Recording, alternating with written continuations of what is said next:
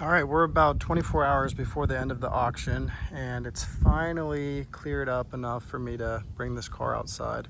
It's been raining all week here in Texas. I just did a driving video. In fact, the roads were still wet. The sun just came out. This car is going to be super dirty right now. I apologize. I'll make sure to get it cleaned up professionally before it gets sent off. So this is a video for the highlights and lowlights of the car. I wanted to make sure everyone's fully aware of the condition, and I wanted to provide any information I can about it before you bid. All right, so the first low light would be right here. Looks like some bug guts are still on the bumper. I'm not a body guy, so I haven't tried to get that off, but it looks like it might be in need of some touch-up paint or something. I'm not sure. The second part here is the fog light on the driver's side has a rock chip right there. There is a small rock chip in the windshield as well, and it's going to be hard to see it, especially in this sun, but it's right here. You see that?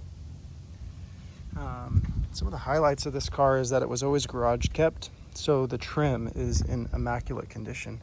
Typically this wiper cowl is going to be broken and or faded. This one is in pristine condition. Looks like it just came from the showroom floor. This trim here is always faded. This T-top trim is always faded. This is always faded. This is always faded. This is always faded and cracked. And this trim here is always faded. So all of this is in immaculate condition. Very, very rare to see a car like this, especially an MR2. But it just goes to show that this was indeed always garage kept. The paint is all original except for the body moldings. They were paint matched. Normally they're supposed to be silver on a white 91 turbo. Also, the bottom rocker panel was paint matched. It's supposed to be black. And then the rear spats are the same way. It's supposed to be black, but he paint matched it. He didn't paint match the front spoiler because he had a bra, an OEM bra on the front to cover that at all times. So that was never painted. I took it off. All right, moving to the back of the car. There is a small cut in the rear bumper. That was actually caused by me.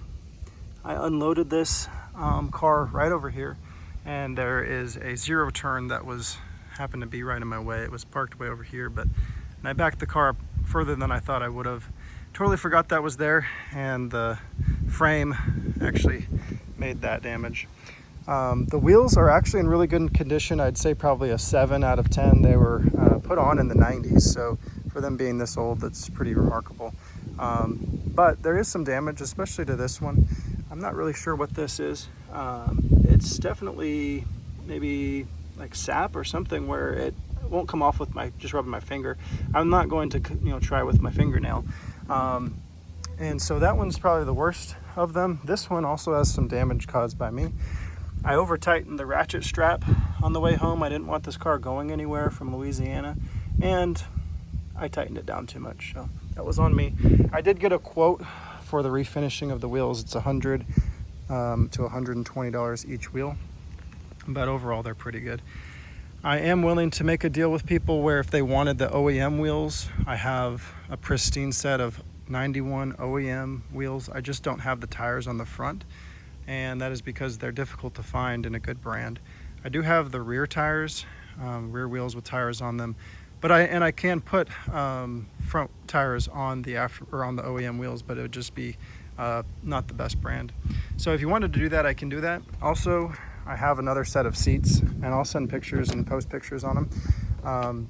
These are the ones that he chose to have reupholstered. They actually look really good in person.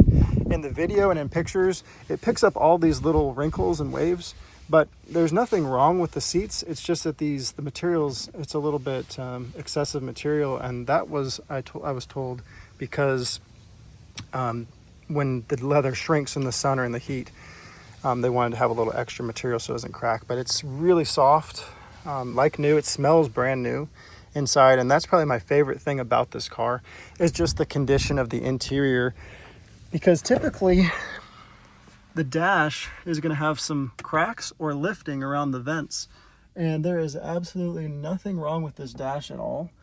It's just very rare to see a condition like this. For example, the sun visors are in like new condition, and typically on the T-top version especially, there's some fading that goes on here because people forget to put these T-top covers on. It's very hard to show you, but this interior is just so mint. The headliner, sun visors, everything is just in really, really good shape. There is an aftermarket boost gauge that was installed. The OEM one is wildly inaccurate. It's hard to read. And so it's pretty common to have an aftermarket boost gauge just so that way you can see better what it's boosting and make sure it's not going to overboost. Stereo works, AC works, everything functions as it should. There's no weird lights or noises coming from this car. So like I said, just let me know what modifications you would like done. I think it's perfect the way it sits, but again, anything reasonable I'd be willing to do to swap out parts.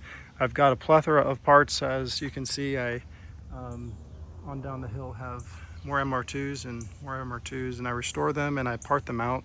So let me know if there's anything that I forgot to show. Just comment and I'll make sure to get it done.